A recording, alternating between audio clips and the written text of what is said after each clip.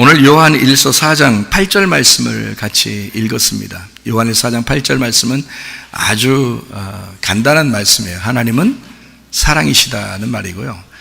사랑을 하지 아니하는 자는 하나님을 알지 못한다 그랬습니다. 그러니까 우리가 하나님을 잘 아는 것이 영생이라고 요한복음 17장 3절에 말씀하고 있거든요. 그러니까 하나님을 잘 알아야 됩니다. 하나님이 어떤 분이신지를 우리가 알아야 된다는 거예요. 하나님이 사랑이라는 걸 알아야 된다는 거예요. 그러니까 하나님을 알게 되고 하나님이 우리 속에 있게 되면 반드시 그 사람은 뭐 하게 된다는 거예요? 사랑하게 된다는 거예요. 그러니까 하나님을 알고 하나님의 사랑이 우리 안에 들어오면 그 하나님의 사랑을 하게 된다. 그게 아가페 사랑이라고 하는 겁니다. 아가페 사랑이라고 성경에 사랑이란 말은 아가페 사랑이라는 말이 있고 필레오 사랑이란 말이 있는데요. 필레오 사랑은 친구 간의 사랑을 얘기하는 거고 서로 상호 간의 사랑을 얘기하는 거거든요. 근데 아가페 사랑은 상호 간의 사랑을 얘기하는 게 아니라 일방적인 사랑을 얘기하는 거예요. 그러니까 하나님 사랑을 얘기하는 거죠. 그러면 남편과 아내는 어떤 사랑을 해야 되나요? 아가페 사랑을 하라고 성경은 나와 있습니다.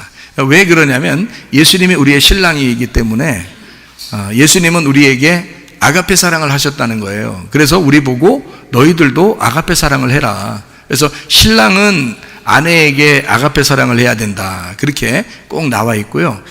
에베소 5장에 나와 있는 말씀입니다. 그리고 아내는 남편을 존경하라. 그렇게 나와 있습니다. 복종하고 존경하게 되어 있습니다.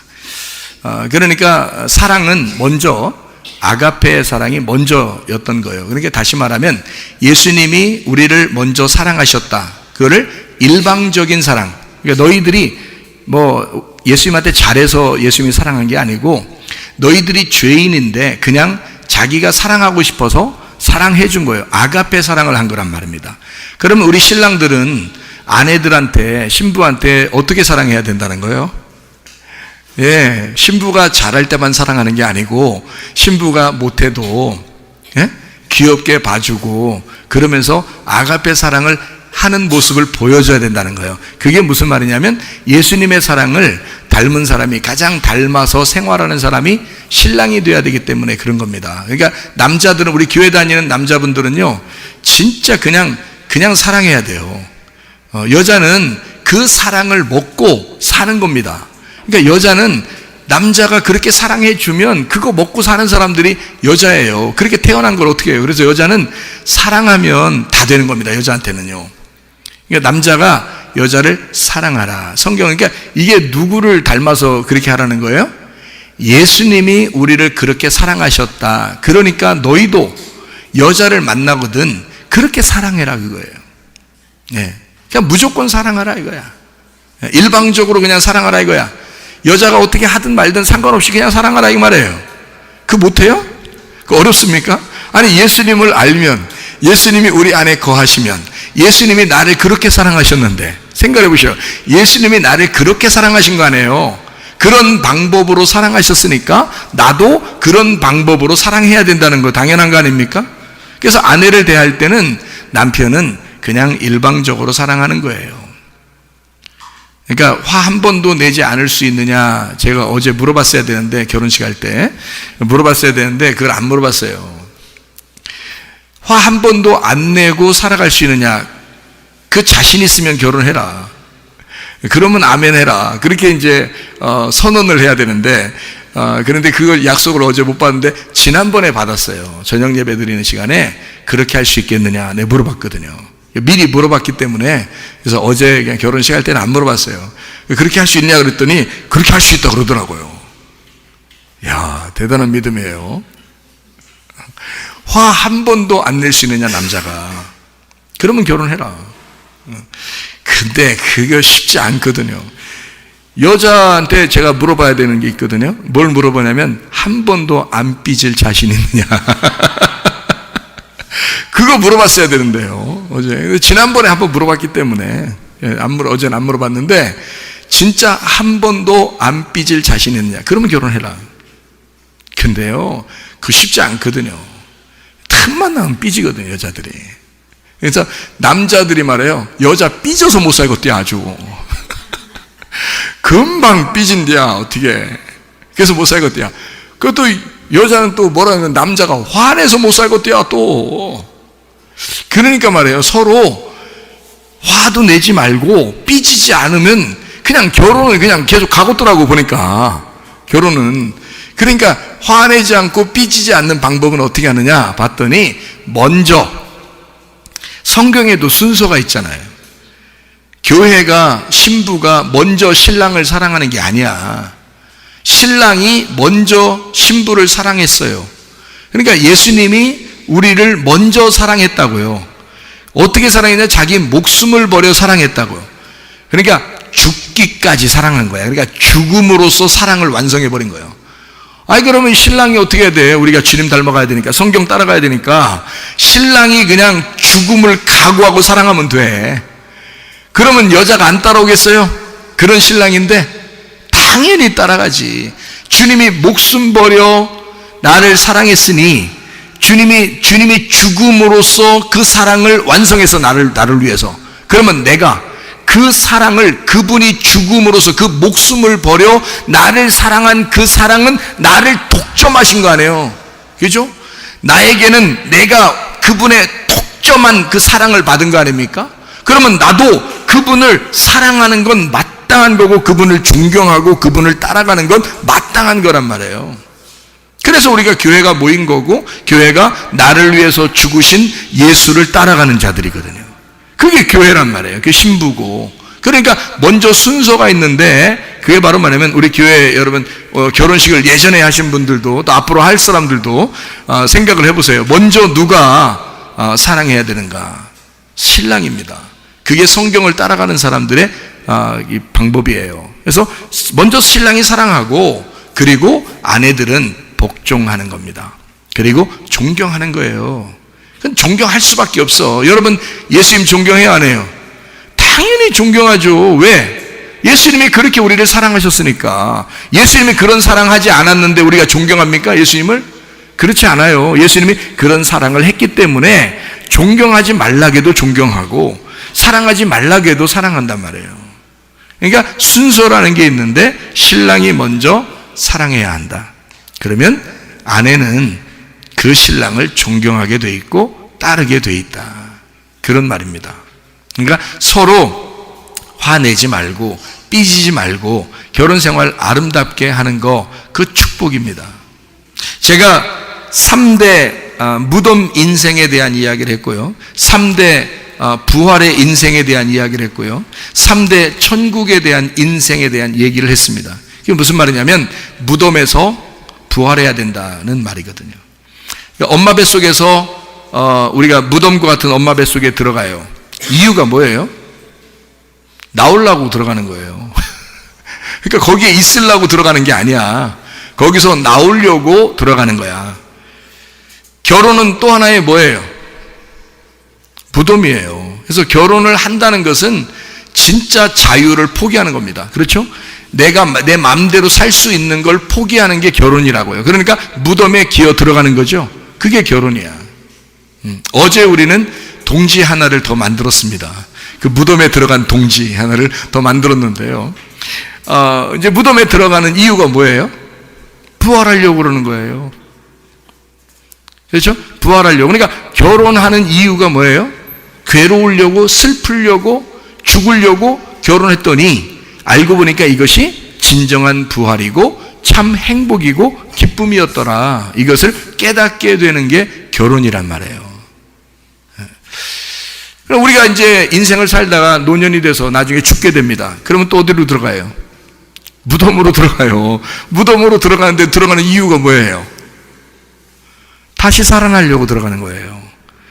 다시 부활해서 천국에 들어가려고 들어가는 거라, 무덤에. 그러니까 무덤에 들어가는 이유는 다 부활하려고 들어가더라는 거죠. 그렇죠? 아기 때 엄마 뱃속에 들어가는 것도 출생하려고 들어가는 거고, 결혼할 때 결혼식이라는 무덤에 들어가는 것도 부활하려고 들어가는 거고요. 아름다운 생활을 위해서, 행복한 생활을 위해서 들어가는 거고요. 죽을 때 우리가 무덤에 들어가는 것도 천국의 생활을 위해서 들어가는 거더라. 그러니까 결국에는 부활을 위해서 무덤에 들어가더라 라는 얘기입니다. 자, 여러분, 무덤이라는 생활은 어떤 생활이에요?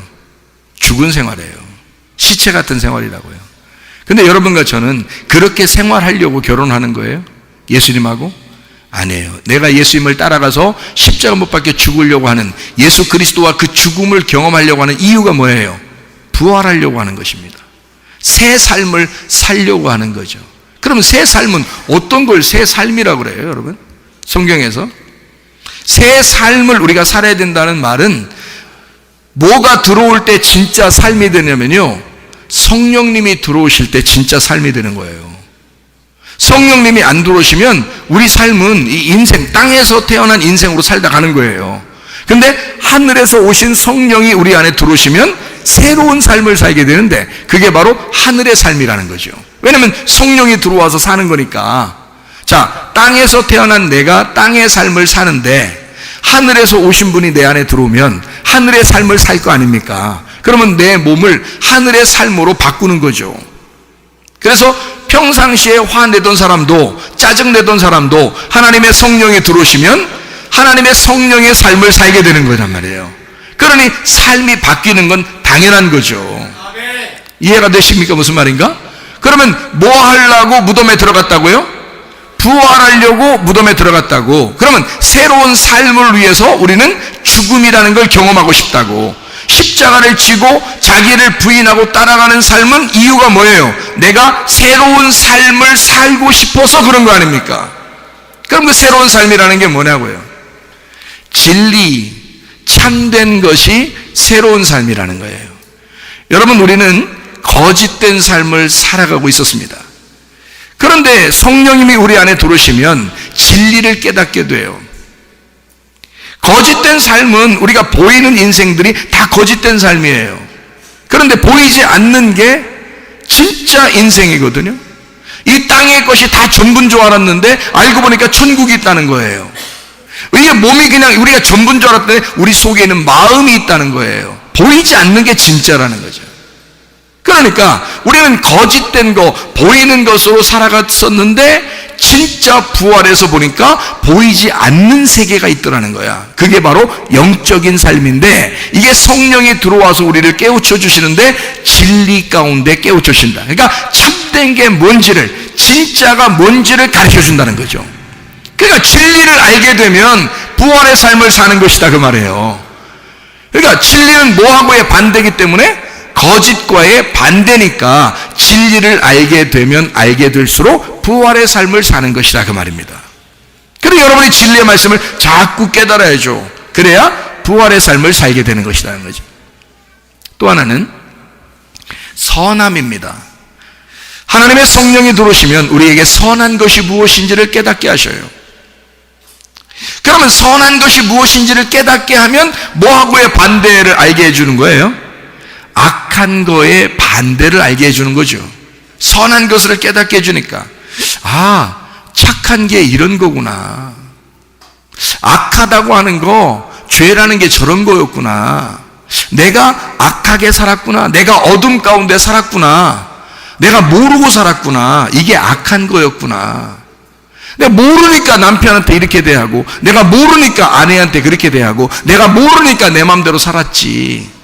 알게 되니까 선한 게 무엇인지를 알게 되었다. 비로소 눈을 뜨게 됐다는 얘기예요. 어둠에서 빛을 보게 되었다. 이게 선함이란 말입니다. 아, 드디어 내가 소경에서 눈을 뜨게 되었다. 내가 악함이라고 하는 것에서 선한 것, 착한 게 뭔지를 알게 되었다. 그게 선함이란 말이에요. 또 이제 성령이 들어오시면 뭘 알게 하냐면 아름다움이라는 것을 알게 합니다. 아름다움. 이 아름다움이라고 하는 것은요, 뭐의 반대말이에요? 더러운 것의 반대말이죠. 자, 이 성경에서 더러운 영이 있어요. 더러운 영이 뭐예요? 귀신입니다. 여러분, 귀신이 가정에 틈타면요, 별의별 일이 다 일어납니다. 여러분, 귀신이 가정에 틈타면.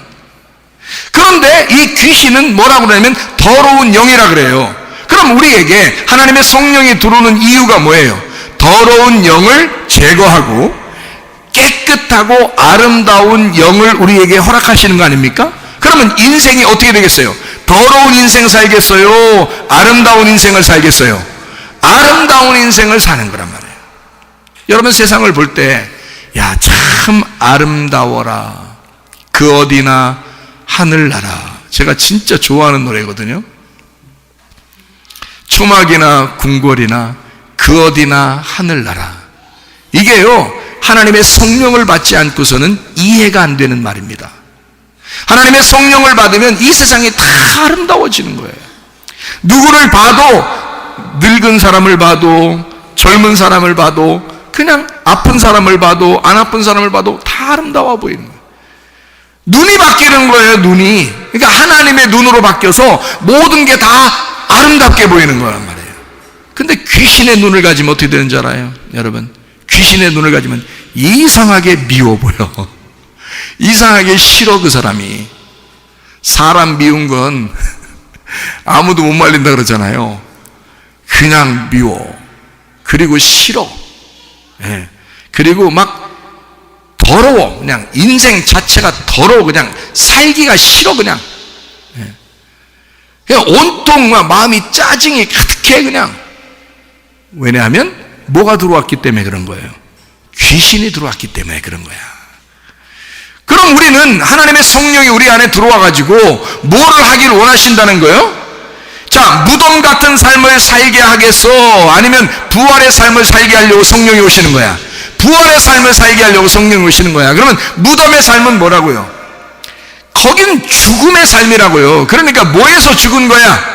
거짓에서 죽어야 된다고. 무슨 말인지 알겠어요? 거짓에서 죽어야 된다고. 악함이라는 것에서 죽어야 된다고. 무덤에 들어가야 된다고. 아, 땅의 삶이 거짓이었구나, 땅의 삶이 악함이었구나, 내가 어둠 가운데 있었구나 라는 거 무덤에 들어가야 된다고. 죽어야 된다고.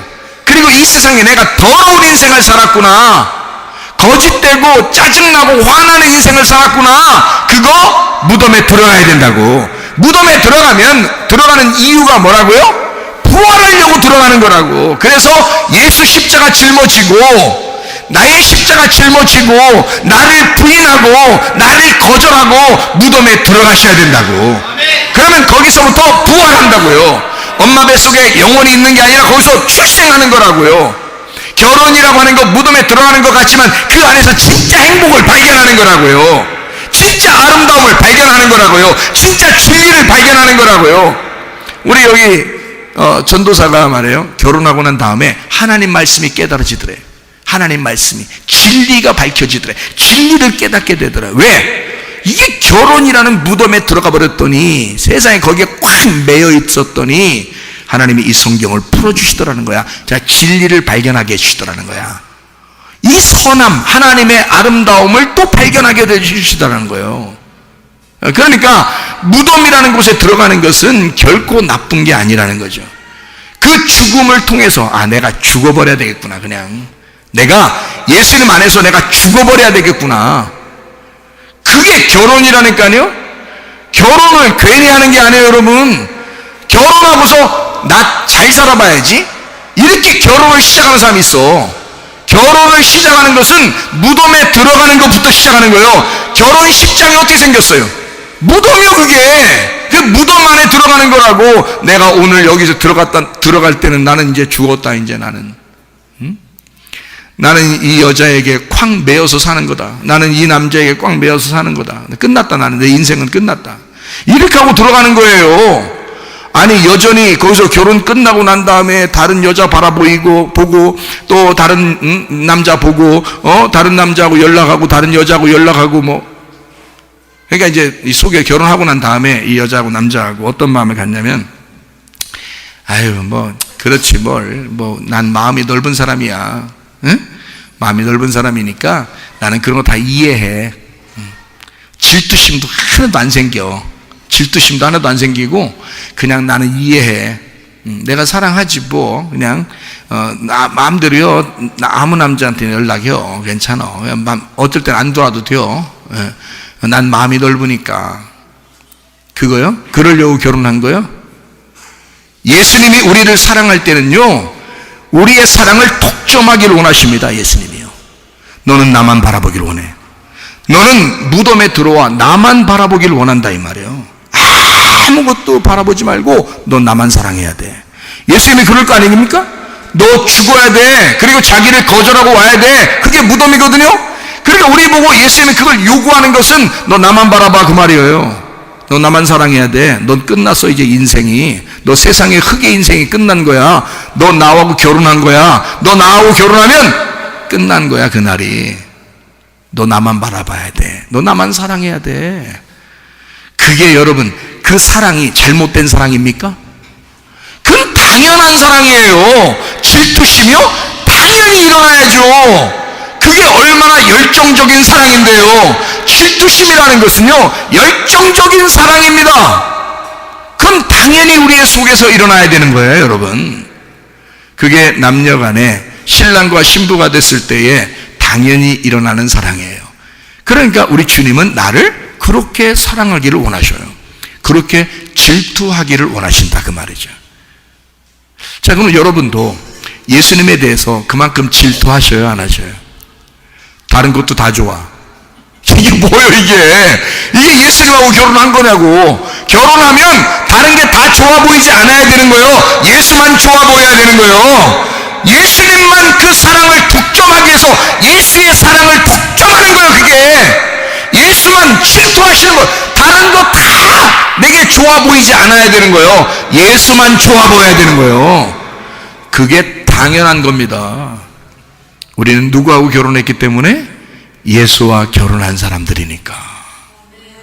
그건 당연한 거라는 거죠. 그러니까 사랑이 모든 것이다. 하나님은 사랑이시다. 이렇게 말할 때는 하나님은요 오직 나만 바라보겠다 그 말입니다.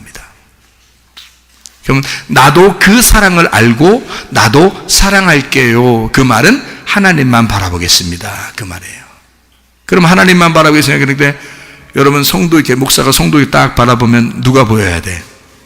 하나님이 보이셔야지. 여러분이 저를 볼 때 누구로 보여야 돼?